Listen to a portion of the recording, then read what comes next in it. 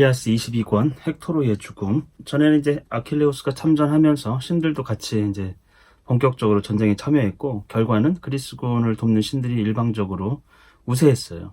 전쟁의 결과도 이와 같아요. 아킬레우스 혼자서 거의 일방적으로 학살을 벌였고, 21권 마지막 부분에 아폴론만 올림포스로 가지 않고 트로이아군을 돕고 있어요. 왜냐하면 아킬레우스가 운명을 넘어서서 이 성벽을 함락할까봐 지키고 있는 것이에요. 그리고 마지막에 아게노르의 모습을 하고서 아킬레우스를 유인했어요. 성벽 쪽이 아니고 반대쪽 이제 들판 쪽으로 유인을 했죠. 22장에서 보면 아킬레우스의 그 잔혹함, 시신을 훼손하는 그런 장면 속에서 우리는 헥토르 또는 헥토르의 가족이 되어가지고 그의 죽음을 애도하고 인간의 운명에 대해서 깨달음을 얻는 그런 아주 유명한 장이 되겠어요. 그래서 22권 시작할 때는 트로이아 성 안으로 들어온 트로이아 군들은 새끼 사슴에 비유하고 있어요. 이제 땀을 식히고 물을 마시고, 이 성이라는 게 그렇기 때문에 안전을 도모하는, 이 성 안으로 들어오면 안전해요.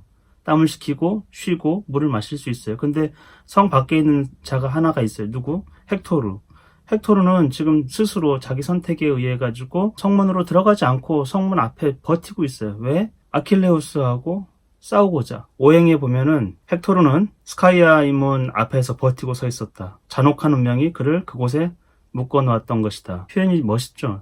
헥토르의 스스로의 선택이지만 사실은 그 운명이 그를 그 곳 문 앞에다 묶어놓았다, 이렇게 되어 있어요. 그러니까 운명을 피할 수 없는 그런 것으로 헥토르의 선택을 운명으로 이렇게 표현해 놓은 것이죠. 그리고 한편으로는 아킬레우스와 이제 아폴론의 장면, 왜냐하면 아게노르인 줄 알고 아킬레우스가 계속 따라갔거든요. 그때 포이버스 아폴론이 이야기를 합니다. 그대가 지금 추격하고 있는 거는 신이다. 결코 죽이지 못한다. 그랬더니 이제 알아들었어요. 아킬레우스가 크게 역정을 냈다고 되어 있어요. 신에게 크게 역정내면 안 되죠. 신의 음성과 신의 힘을 알았었는데, 그러면서 내가 힘만 있다면 내 친정 그대에게 복수하고픈 심정이요. 신의 어떤 능력을 인정하긴 하는데 신에게 복수하겠다, 복수하고 싶다. 이것도 약간의 이제 그리스 사람들로 얘기하면 휴브리스, 신성 모독 같은 거예요. 인간인 주제에 신보다 우월하거나 또는 신과 대등하다고 생각하는 건. 전에 아킬레우스가 스카만드로스 강, 아폴로는 굉장히 위대한 신이죠. 스카만드로스 강에게도 굉장히 쩔쩔맸었는데 지금 아폴론에게는 복수를 하고 싶다, 이런 얘기를 하고 있는 거죠. 아킬레우스는 그 얘기를 알아듣고 이제 방향을 바꿔가지고 성 쪽으로 내달립니다. 거기에 누가 있었어요? 헥토르가 있었죠. 성문 앞에서 혼자서 버티고 서 있었어요. 아킬레우스가 이제 방향을 바꿔가지고 성 쪽으로 오는 것을 이 프리아모스 왕이 봤어요. 뭐라고 표현되어 있냐면 천랑성 있죠? 시리우스 별. 가장 밝은 별이에요. 고대 사람들에게는 약간 불길한 징조를 가져다 줬어요. 그게 동쪽에서 모습을 드러내면 이제 전염병, 열병 이런 것들이 오기 때문에 불길한 징조로 봤던 것이죠. 사실 옛날 사람들은 전염병이 어디서 오는지 몰랐는데 이게 이제 하늘의 징조를 보고 그런 판단을 했던 것이에요. 그래서 고대 사람들에게는 불길한 별입니다. 가장 밝으면서. 아킬레우스를 프리아모스는 그렇게 봤어요. 가장 밝은 별, 자신들에게 가혹한 운명을 가져다 줄 그 별인 것이죠. 근데 이 아들이 헥토르가 지금 성벽의 앞에서 들어오면 되는데 안 들어오고 딱 버티고 있는 거예요. 그래서 아버지가 통곡하면서 아들에게 부탁을 합니다. 제발 좀 들어와라. 아킬레우스하고 싸우지 마라. 너 혼자서 다른 사람들하고 떨어져가지고. 아킬레우스는 너보다 훨씬 더 강하다라는 거죠. 그렇지 않으면 너가 죽는다라는 이야기를 하고 있어요. 그 20권의 316행에 보면 아폴론이 헥토르에게 절대 앞서서 아킬레우스하고 싸우지 말라고 이렇게 경고한 적이 있어요. 여기서는 아예 그냥 그런 걸 무시하고 있는 거죠. 헥토르의 어리석음입니다. 헥토르는 제가 볼 때는 거의 이 장면에서는 자살을 생각하고 있는 것과 똑같아요. 왜냐하면 트로이아 군들은 다 성으로 들어갔어요. 자기 혼자 남았어요. 그런데 아킬레우스뿐만 아니고 트로이아군 전체가 성벽 근처로 다가오고 있거든요. 헥토르는 단순히 아킬레우스하고 1대1 대결을 하는 게 아니거든요. 사실은 그 뒤에 아카이오이족 전체가 있어요. 프리아모스 왕은 저자가 내 많은 아들들을 다 빼앗아 갔었죠. 죽였었죠.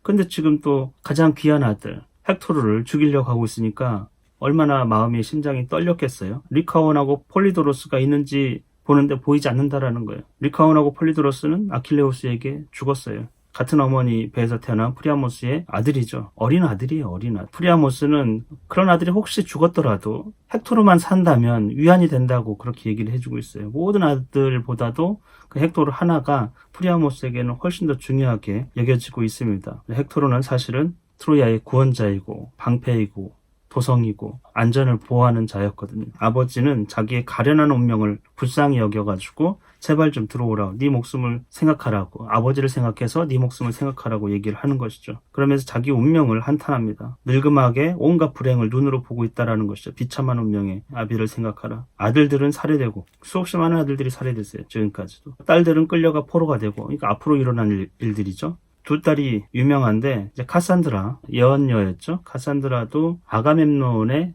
첩으로, 노예로 끌려갑니다. 비참하게 아가멤논하고 함께 죽어요. 또 하나의 딸은 막내딸, 폴릭세네라고 있는데, 폴릭세네는 아킬레우스의 무덤에 희생 제물로 바쳐집니다. 그런 비참한 운명의 딸들이 처해지고, 방은 약탈되고, 말 못하는 어린아이들은 땅바닥에 내동댕이 쳐지고, 자기 손자 헥토르의 아들, 아주 어린 아스티아낙스에게 아스티아낙스가 성벽에서 던져져가지고 모든 뼈들이 이제 깨지고 죽게 되는 그런 운명에 처해지죠. 며느리들은 아카이오이족의 잔혹한 손에 끌려가고, 이 며느리 중에서 이제 대표적인 거는 헥토르의 아내 아킬레우스의 그 아들 네오프톨레모스에게 노예로 끌려가죠. 자기 원수의 아들에게 이제 끌려가는 거예요. 프리아모스 왕은 아킬레우스의 아들, 그에게 잔혹하게 죽게 됩니다. 이런 이제 비극적인 운명을 예견하고 있어요, 아버지는. 그래도 헥토르가 너가 살아가지고 꿋꿋하게 상황을 버티고 있다고 하면 이런 운명이 또 바뀔 수도 있는 건데, 지금 헥토르는 아버지의 그 이야기에 전혀 마음이 움직이지 않고 있어요. 이번에는 어머니가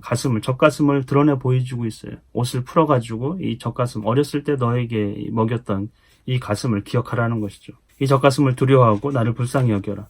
그럼에도 불구하고 헥토르는 듣지 않습니다. 어머니 이야기도. 어머니가 얘기하는 것은 너가 성으로 들어와서 어쨌건 부모 곁에 있으면은 죽더라도 내가 곁에서 침상에서 장례를 치러줄 수도 있는데, 너가 만약에 우리 곁에 없으면, 그러고서 죽으면은 함선에서 개들의 밥이 될 것이다. 치욕스러운. 이거는 사실은 헥토르가 계속 걱정하는 거예요. 자기 시신에 대해서 훼손되는 것을. 그래서 어머니가 그렇게 얘기를 하고, 그런 게 걱정되면 이제 빨리 들어오라고 이렇게 얘기하는데도 헥토르는 들어오지 않습니다. 말을 듣지 않아요. 마치 이제 산속에 뱀 있죠. 도끼가 오른 대로 올라가지고 꽈리를 들고 앉아가지고 노려보듯이 그렇게 아킬레우스를 기다리고 있어요. 헥토르는 마음속으로 이런 세 가지 생각을 합니다. 첫 번째는 성으로 돌아갈까? 근데 성으로 돌아가면 폴리다마스가 맨 먼저 나를 꾸짖겠지. 왜냐하면 폴리다마스가 좋은 제안을 했거든요. 성으로 돌아가자고, 아킬레우스도 참전할 것이고 우리가 성으로 돌아가면 안전을 도모할 수 있고 결국에는 아킬레우스도 지쳐가지고 돌아갈 것이다. 성은 함락되지 않을 것이다. 근데 그 얘기를 거부했어요. 헥토르가 굉장히 모멸감 주고 꾸짖고 이러면서 결국에는 거꾸로 된 거죠. 폴리다마스 얘기대로 돼 있기 때문에. 트로이아의 여인들을 볼 낯이 없다, 면목이 없다고 돼 있어요. 왜 그랬을까요? 자신이 어리석어서 백성들을 파멸해 몰아넣었던 것이. 그 얘기는 수없이 많은 사람이 죽었어요. 강가든 대량 학살이 일어났는데 그걸 피할 수 있었는데 헥토르가 미망에 빠져가지고 잘못된 판단으로 엄청나게 많은 사람이 죽었어요.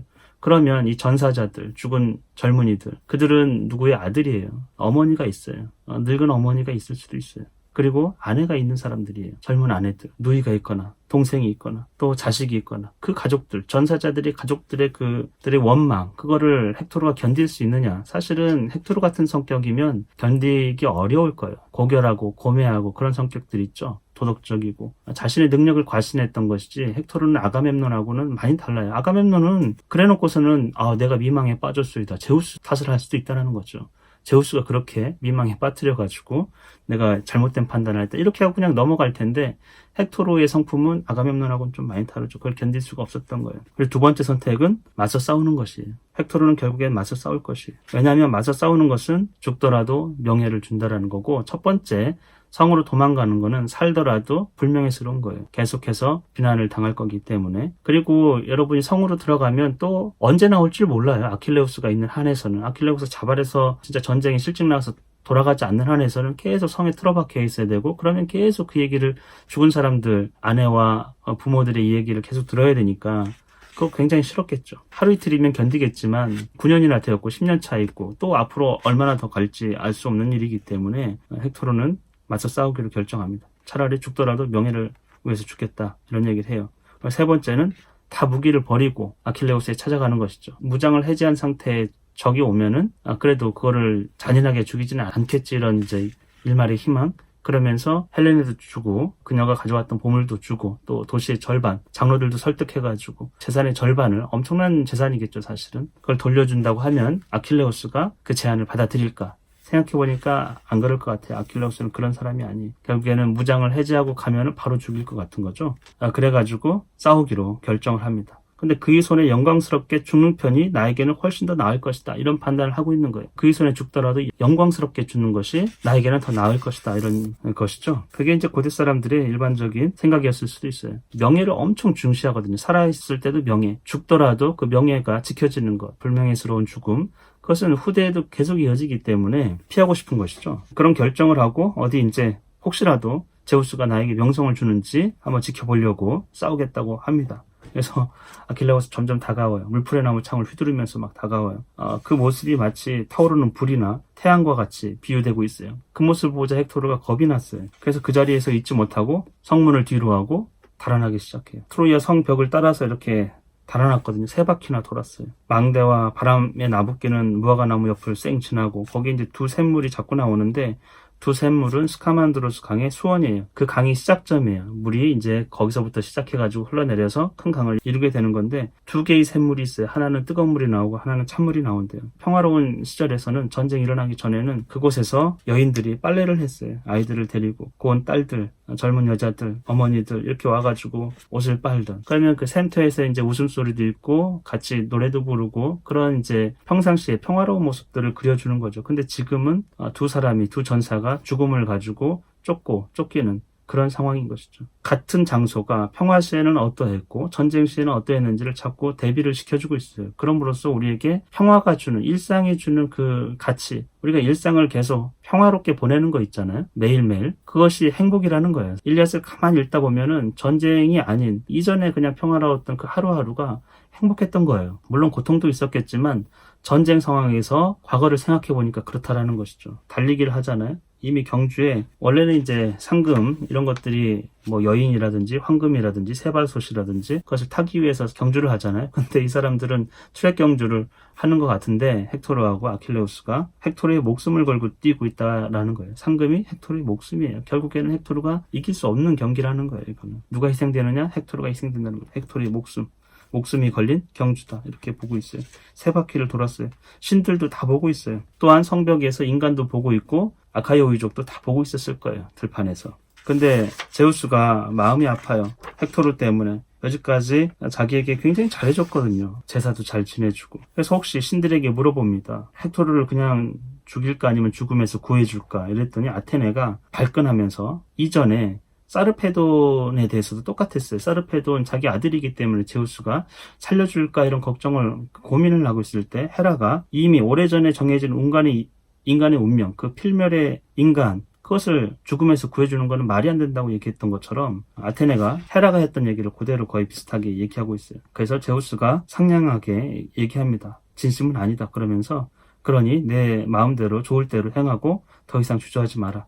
너에게는 상냥하게 대해주고 싶구나. 이런 얘기를 합니다. 이 얘기는 전에도 나왔어요. 제우스는 아테네에게 늘 상냥합니다. 가장 사랑하는 딸이에요. 그렇게 얘기하자 이제 신이 난 아테네가 올림포스에서 뛰어내려서 이제 전쟁터로 향하고 있습니다. 헥토르하고 아킬레우스가 싸우는 장면을 보면 물론 이제 3바퀴를 돌았다고 돼 있는데 헥토르는 어떤 마음을 갖고 있냐면 성벽 안쪽으로 가고 싶은 거예요. 왜냐하면 그 성벽 바로 밑을 안쪽으로 지나다 보면은 자기 군이 성에서 이렇게 자기를 위해서 아킬레우스에게 창을 던지거나 활을 쏘거나 이렇게 할 수가 있잖아요.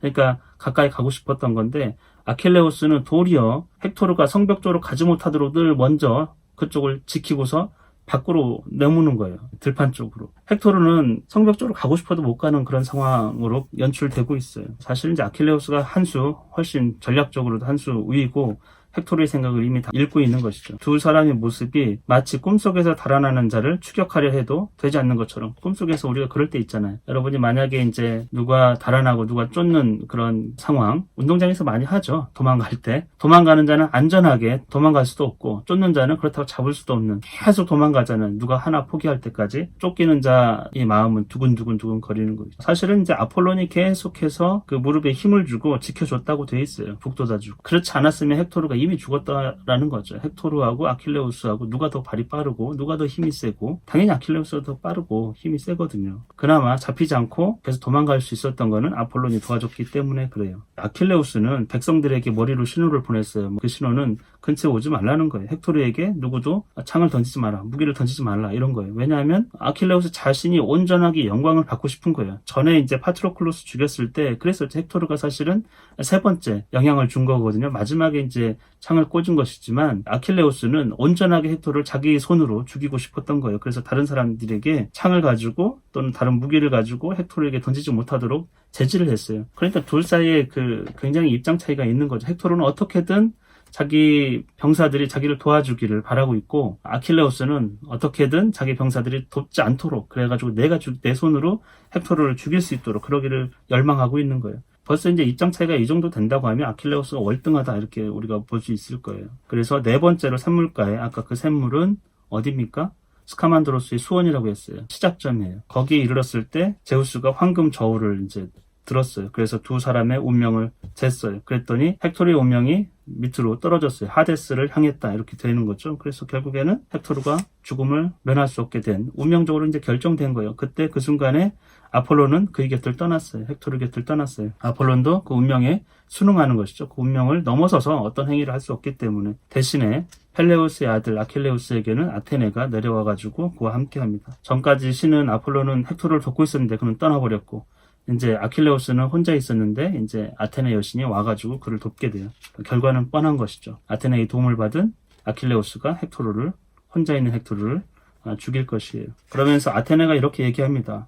이제야말로 우리 둘이서 이제 헥토르를 죽이고 큰 영광을 얻어서 함선들 쪽으로 그를 가져갈 수 있을 것이다. 그리고 아폴론이 아무리 제우스 앞에서 뒹굴면서 안간힘을 써도 그렇게는 이제 안 될 것이다. 왜냐하면 아테네도 알고 있어요. 제우스가 운명의 저울, 황금 저울을 이미 달아서 그 운명이 결정됐기 때문에 아폴론이 여기서 뒹굴며 때를 쓰는 건데, 마치 어린아이가 아버지에게 때를 써도 안 되는 건 안 되는 거죠.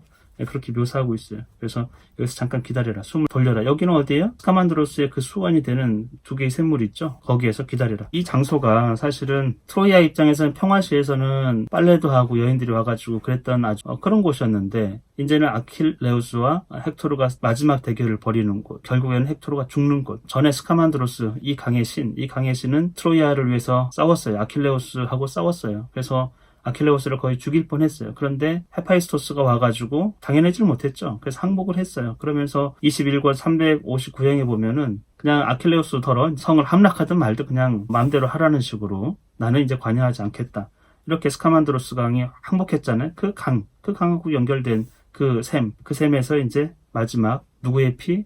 헥토르의 피가 그곳에 이제 떨어질 것이에요. 헥토르 곁에 이제 누가 옵니까? 데이포보스 모습을 하고서 아테네가 속이고서 헥토르에게 말을 해요. 형님, 아이고 이렇게 도망다니라고 얼마나 괴로우셨습니까? 그래서 우리 같이 함께 버티고서 그를 막아내도록 합시다. 이렇게 얘기했는데 그건 사실은 데이포보스 모습을 했지, 실제로 데이포보스가 아니고 이 아테네가 속인 거거든요. 근데 헥토르는 그걸 알아채지 못했어요. 그게 얼마나 반가웠겠어요. 자기 동생이 왔으니까. 데이포보스는 그 13권에서 보면은 이제 함선 전투 있잖아요. 방벽이 무너지고 함선까지 갔을 때, 그때 부상을 당했어요. 메리오네스에게. 데이포보스는 팔에 부상을 당해가지고 후송되어 있거든요.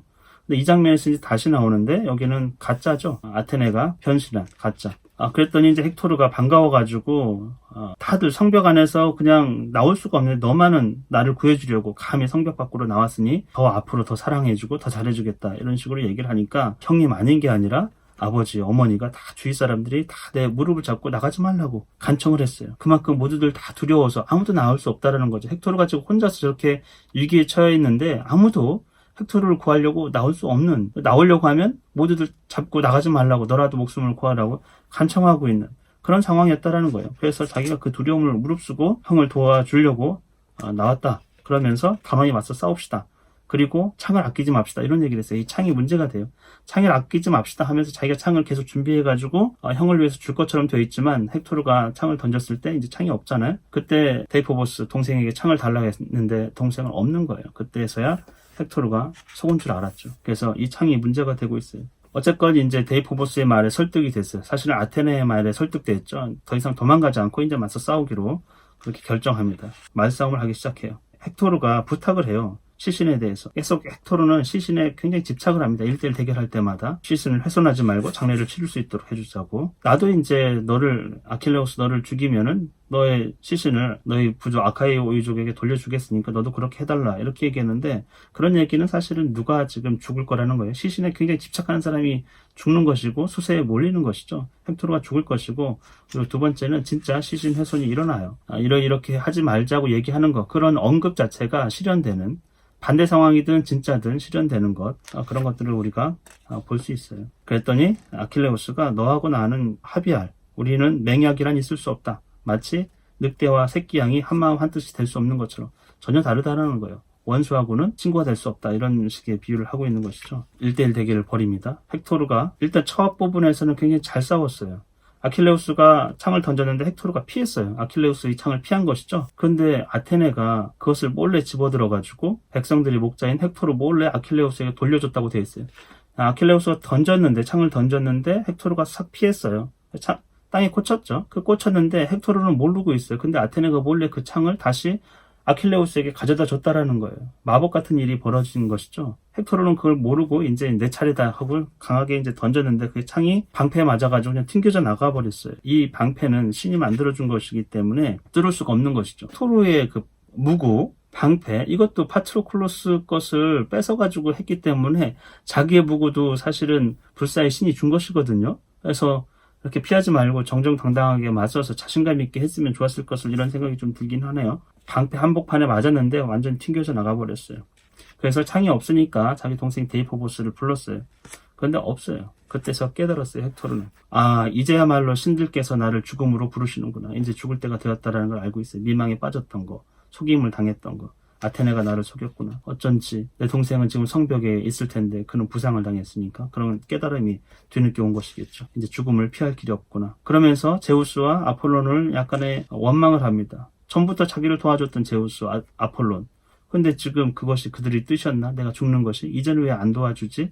이런 원망을 좀 하고 있는 것이죠. 전에는 기꺼이 도와주더니 이제는 운명이 나를 따라잡았다, 이렇게 되어 있습니다. 304행, 이거는 인간의 운명에 대한 통찰을 좀 보여주는 것이고, 호메로스가 계속 처음부터 끝까지 이런 운명관, 인생관을 우리에게 이야기해주고 있어요. 헥토르의 이야기입니다. 하나, 내 결코 싸우지도 않고 명성도 없이 죽고 싶지는 않으니 고세 사람들도 들어서 알게 될 큰일을 하고 나서야 죽으리라. 어차피 인간은 죽게 돼 있어요. 어떤 방식으로든 죽어요. 죽는 마당에 싸우지도 않고 죽을 수는 없으니까 끝까지 명성을 위해서 최선을 다해서 싸우고, 그리고 후세 사람들도 인식을 하는 거예요. 후세에도 내 이름을 길이 남길 수 있는 그런 일을 하고 죽겠다. 인간의 운명은 어쨌건 정해져 있습니다. 인간은 그러면 그 정해진 운명이 어떻게 할 것인가? 수능할 수밖에 없는데 수능한다라는 게 자포자기하는 건 아니에요. 호메로스는 헥토르처럼 내 죽더라도 마지막 순간까지 장렬하게 최선을 다해서 전투하듯이 죽음을 투지로 맞서 싸우는 것이에요. 결국엔 죽지만 맞서 싸워서 죽는 것이죠. 그래서 죽음을 적극적으로 맞이하는 것이에요.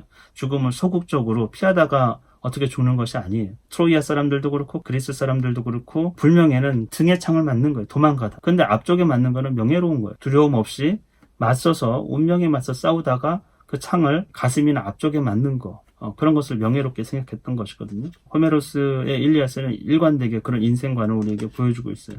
창이 없잖아요. 데이포보스도 없고. 그래서 이제 칼을 빼듭니다. 헥토르가 칼로 싸우겠다라는 것이죠. 그런데 여기서 보면 이제 아킬레우스는 창이 있어요. 태백성으로 묘사되어 있습니다. 태백성이라는 거는 금성이 있죠. 샛별. 보통은 이제 금성이 두드러지는 거는 새벽에, 새벽벌이라 가지고 우리에게는 새벽에 이제 동틀 무렵에 아주 동쪽 하늘에서 밝은 빛을 띠는데, 저녁 때, 해질 때 서쪽 하늘에서 뜰 때가 있어요. 금성이. 그때는 이제 태백성이죠. 잠시 떴다가 이제 가라앉겠죠. 금성을 얘기하는 거예요. 금성이 서쪽 하늘에서 저녁에 떠있던 그 태백성에 비유돼요. 뭐가? 그 창이, 아킬레우스 창이 움직이는 거죠. 죽음을 향해서. 그 광채가 번쩍하는데 그 창이 태백성에 비유되고 있어요. 아킬레우스도 신들이 만든 무구를 입고 있고, 헥토르도 마찬가지. 파트로클로스의 그 무구는 원래 아킬레우스 것이었거든요. 그것도 신들이 만든 무구였어요. 근데 거기에 약점이 하나 있었는데 그거 잘 알고 있어요. 아킬레우스가 자기 무구이기 때문에. 어디?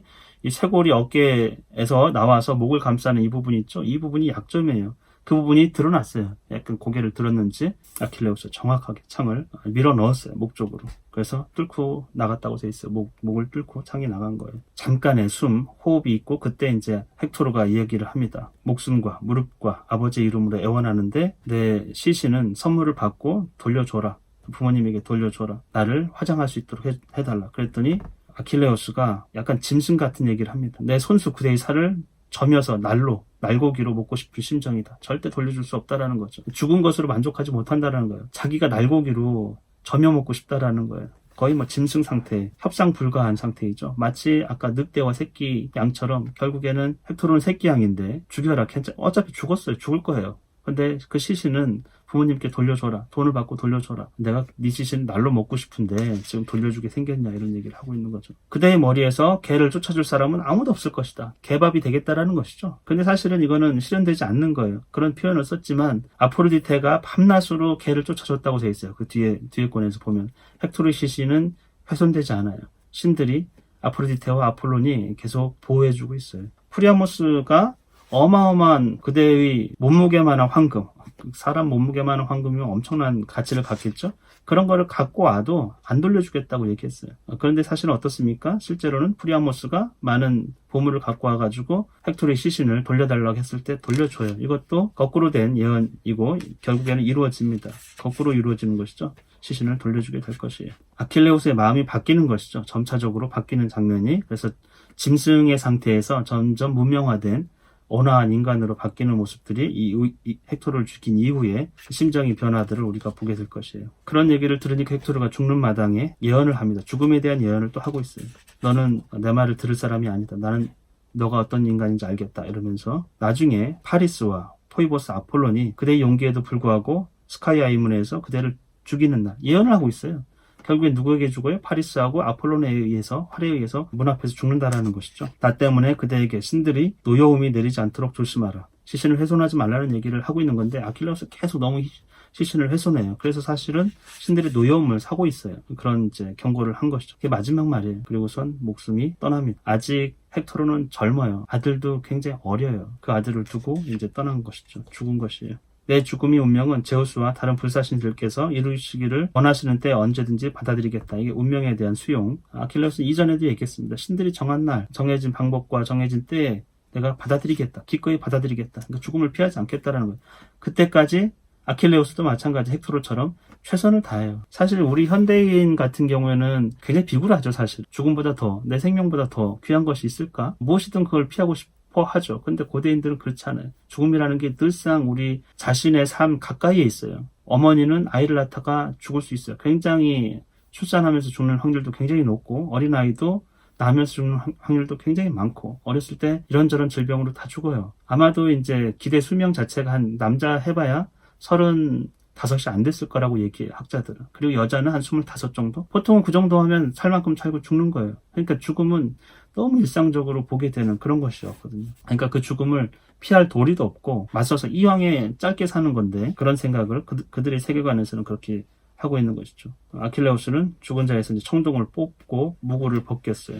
우리가 상상했을 때는 거의 이제 빨개 벗겼다 이런 이제 시신 모욕을 위해서 뭐 그런 식으로 해석을 하는데 무구도 벗겼어요. 그랬더니 아카이오 유족들이 다 몰려왔어요. 전에는 이제 아킬레우스가 머리를 끄덕끄덕 하면서 시돈을 보내서 근처에 오지 못하게 했죠. 헥토르는 내 손으로 죽일 거니까 아무도 무기를 던지지 말라. 근데 이제 죽은 마당이니까 다 몰려왔어요. 헥토르의 체격과 당당한 모습을 보고 감탄했어요. 시신인데도 불구하고 당당했다라는 것이죠. 하지만 그 옆에 서서 그를 찌르지 않는 자는 아무도 없었다. 아카이오 유족이 다 몰려와가지고 시신을 계속 훼손하고 있는 거예요. 사실은 시신 훼손은 개떼와 새떼에 의해서 이루어지지 않아요. 헥토르의 시신 훼손은 인간에 의해서, 첫 번째는 아킬레우스에 의해서 나중에 보게 될 거예요. 그리고 두 번째는 많은 아카이오 유족들이 와가지고 창으로 죽은 자를 계속 찌르는 거죠. 안 찌르는 사람이 없었을 정도였으니까. 그리고 말로 모욕을 합니다. 이렇게 말했다고 그래요. 타오르는 불로 함선을 불사를 때보다 다루기가 한결 부드럽구나. 가장 위기 순간이었어요. 아카이오 유족에게 함선이 불타고 그 순간에 헥토르는 다루기 어려웠었죠. 누구도 막아낼 수가 없었으니까. 근데 지금은 죽어가지고 누워있는데 아유 부드럽구나 이제는. 어디 한번 해보시지 막 이러면서 모욕을 하고 있는 것이죠. 창으로 말로. 모욕을 하고 있어요. 그래서 이제 아킬레우스는 이제 어떻게 할 것인가 두 가지 선택지 중에 하나예요. 헥토를 죽였으니까 이제 성을 함락하러 공성전, 성을 공격할 것인지 아니면 다시 돌아갈 것인지 이 정도 했으니까. 근데 두 번째 선택을 합니다.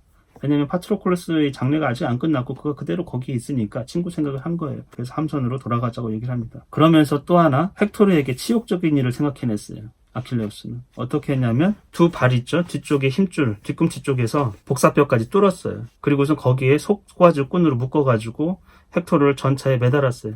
머리를 이제 뒤쪽으로 다리를 전체다 묶은 거죠. 끈으로 묶었어요. 그래서 질질 끌고 갑니다. 그랬더니 헥토르의 그 머리는 온통 먼지 투성이가 된 것이죠. 사실 우리가 전차에 시신을 막 끌고 다니면 엄청나게 훼손됐겠죠. 근데 그 모습을 어머니와 아버지가 봅니다. 성벽 위에서 머리를 쥐어뜯고 통곡을 하고 있어요. 백성들도 다 보고 울고 있어요. 시신이 계속 훼손되는데 이 모습에서 사실 호메로스는 이 헥토르에 대한 어찌 보면은 동정, 명예, 독자로 하여금 그런 거를 불러일으키게 만들어요. 시신이 더욱더 훼손될수록 우리는 헥토르를 더욱더 동경하고 헥토르 입장이 더 되는, 그의 죽음을 더 슬퍼하게 하는 그런 장치로 사용되고 있어요.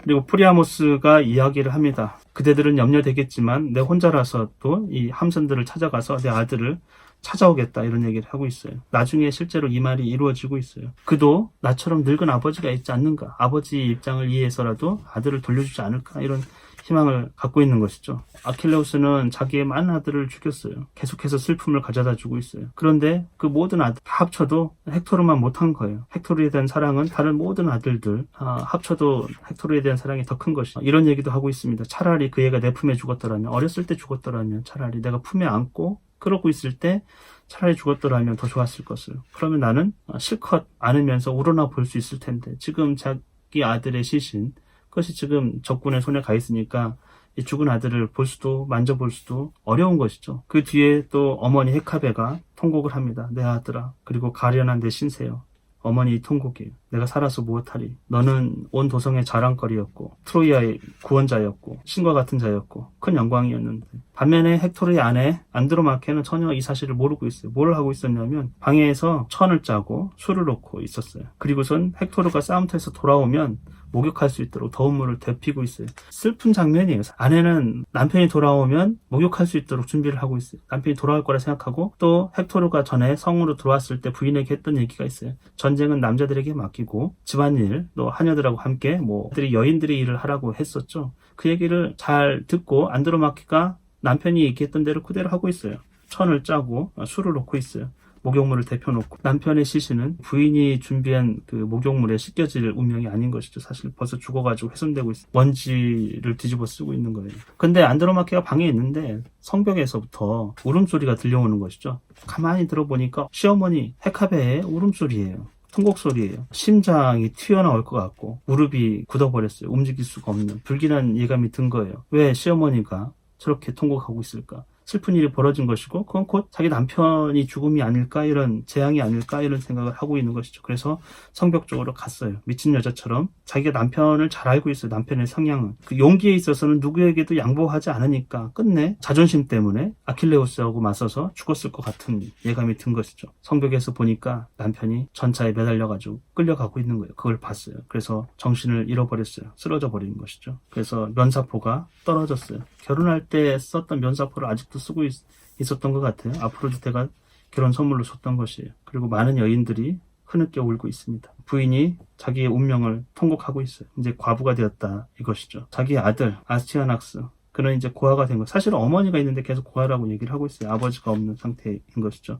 아들의 운명을 걱정해요. 사실은 아들이 이제 고아로서 눈물 젖은 인생, 그런 거를 이제 왕따, 여기서 보면 굉장히 이제 다른 아이들에게 얻어 터지고 욕설을 당하고, 그렇죠. 잔치 자리에서 밀려나고 어서 꺼져, 이런 대우를 받고. 근데 그 이제 고아로서의 삶을 살 것이다, 이렇게 얘기하는데, 사실은 이 아스티아낙스는 성벽에서 떨어져서 두개골이 깨지고 이러면서 죽거든요. 잔인하게 살해가 되는 것이죠. 부인은 옛날 생각을 합니다. 왜냐, 아버지의 무릎에서 살찐 양고기만 먹곤 했던 그 아들, 졸음이 오면은 어린이 놀이를 그만두고 포근히 유모 품 안에서 잤던 그 아이, 그 아이를 보면서 옛 생각을 한 거예요. 전쟁이 일어나기 전 그 평화로운 상태. 호메로스는 또 여기서 샘물에서 평화시에 아낙네들, 젊은 여자들이 빨래했던 그 모습, 그리고 여기서는 안드로마케가 전쟁 전에 그 가족의 단란했던 모습, 아버지 무릎에서 식사를 하던 그 어린 아들, 놀다가 잠이 스르르 드니까 유모의 품에서 잠잤던 그 아이, 그 기억을 하고 있는 것이죠. 그런 때가 이제는 없는 거예요. 아버지 무릎에 앉을 때도 없는 거고, 이 아이에게는. 그렇게 평화롭게 뭔가 일상을 꾸려나가는. 그래서 우리가 이 작품을 꾸준히 보면은 우리가 지금 누리는 그 삶, 그것이 행복이라는 것이에요. 거기에서 행복을 찾을 수 있다라는 것이죠. 우리에게 엄청난 고통이 다가오면 그 고통 이전의 상태, 그것이 행복이었음을 깨닫게 되는 것이죠. 우리는 이 작품을 읽으면서도 내가 누리는 많은 것들에 약간의 이제 감사와 행복을 느낄 수도 있을 것이고, 안드로마케의 그 상태, 그거를 이제 상상해 보면은 어느 정도 이해가 될 거라고 생각해요. 그러면서 남편 걱정도 합니다. 결국에는 개들이 뜯어먹을 것이고, 구더기가 낄 것이고, 그리고 당신은 벌거벗은 상태로 모욕을 당할 것이고.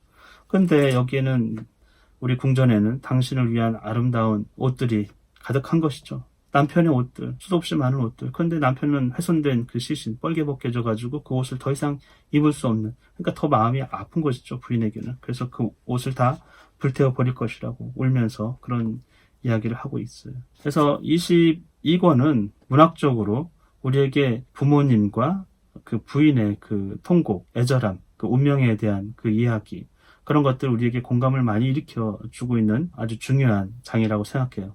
오늘은 여기까지 하겠습니다.